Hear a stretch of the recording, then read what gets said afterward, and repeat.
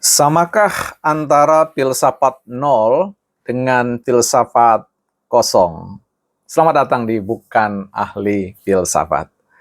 Teman-teman sekalian, kita akan bahas tentang topik filsafat kosong. Ya, tapi sebelumnya, teman-teman, saya ingin merekomendasikan teman-teman untuk membaca sebuah buku ya yang ditulis oleh seorang filsuf terkenal, Karl Popper ya. Popper ya. Aduh ini susah sekali nyebutnya. Popper ya. Logika penemuan ilmiah. Ini salah satu buku kategori filsafat yang menurut saya penting teman-teman baca ketika ingin mempelajari filsafat supaya tidak terjebak dengan filsafat yang disebut dengan filsafat kosong ya. Kenapa kosong? Ya, karena tidak punya nilai, tidak berisi dan seterusnya. Buku ini ya dipersembahkan ya. Saya diberi ya khusus untuk dari teman saya yang menjadi sahabat saya belajar filsafat ya. Saya belajar filsafat dari beliau dan beliau adalah seorang penterjemah lebih dari 100 buku filsafat kelas dunia ya. Dan saya diberikan catatan khusus di sini teman-teman ya. Dipersembahkan ya. Kuberikan buku terjemahan ini untuk rekanku sebagai tanda persahabatan dalam pemikiran dan penghidupan. Ini nama saya disebut ya. Tapi saya tidak sebut ke teman-teman sekalian. Saud Pasaribu ya.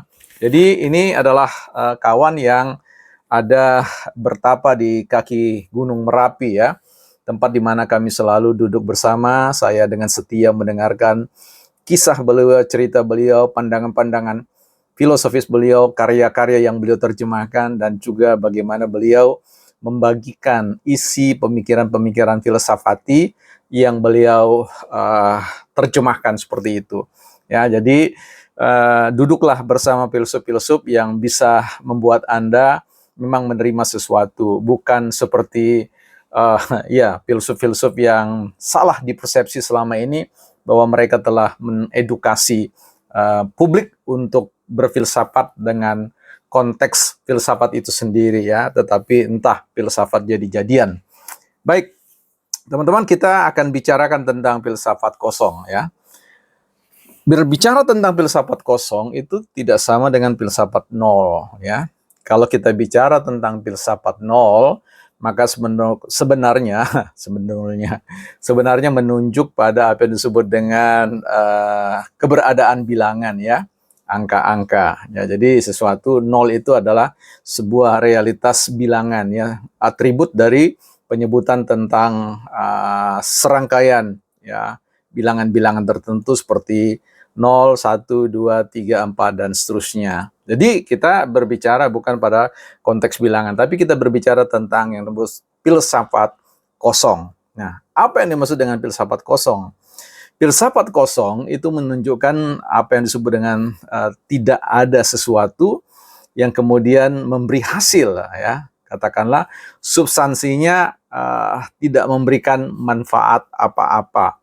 Ya, orang bisa saja berfilsafat ya dengan lincahnya seperti itu, tetapi kalau kemudian ya, hasilnya tidak bermuara pada apa yang disebut dengan memberi manfaat praktis pada setiap orang yang belajar filsafat atau bahkan mendengar filsafat itu, maka ya filsafat itu bisa masuk dalam kategori yang kita sebut sebagai filsafat kosong ya.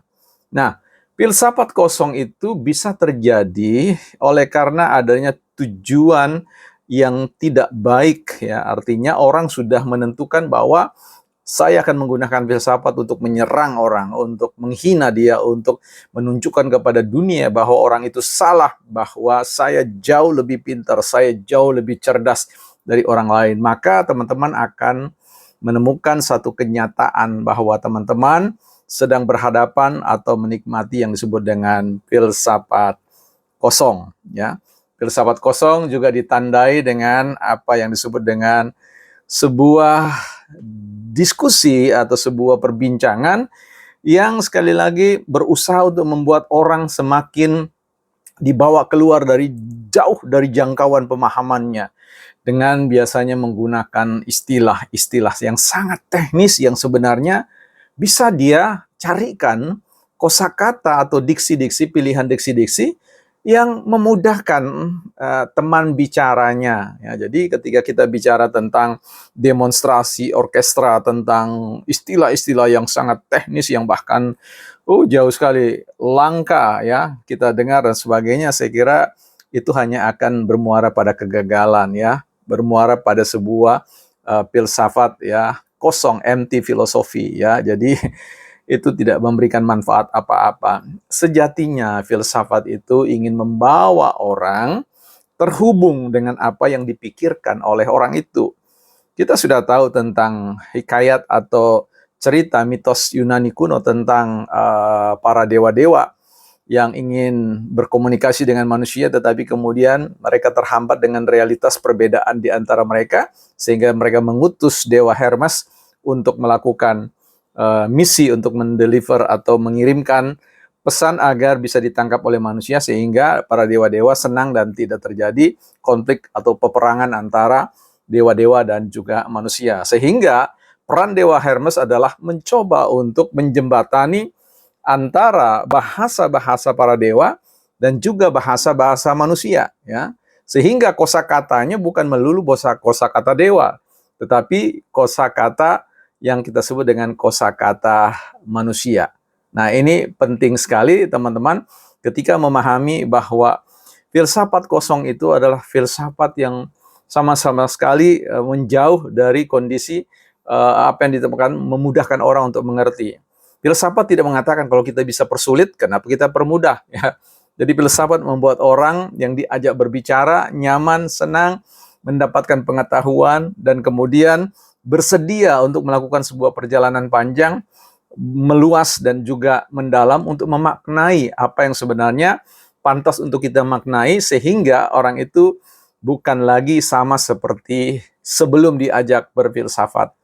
Nah, jadi saya ingin memberikan sebuah catatan, filsafat kosong itu adalah filsafat yang hanya egois ya, hanya ingin mengatakan bahwa akulah yang gitu ya, dan kamu bego, kamu bodoh, kamu bahlul, kamu dan seterusnya ya.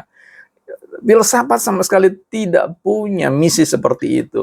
Misi seorang filsuf yang sejati adalah ingin membawa orang untuk mengerti secepat mungkin dan sesederhana mungkin apa yang harus dia mengerti ya, supaya tidak terjadi gap atau jarak pemisah dalam konteks pemahaman, atau yang biasa disebut dengan salah paham, salah mengerti, salah maksud dan sebagainya.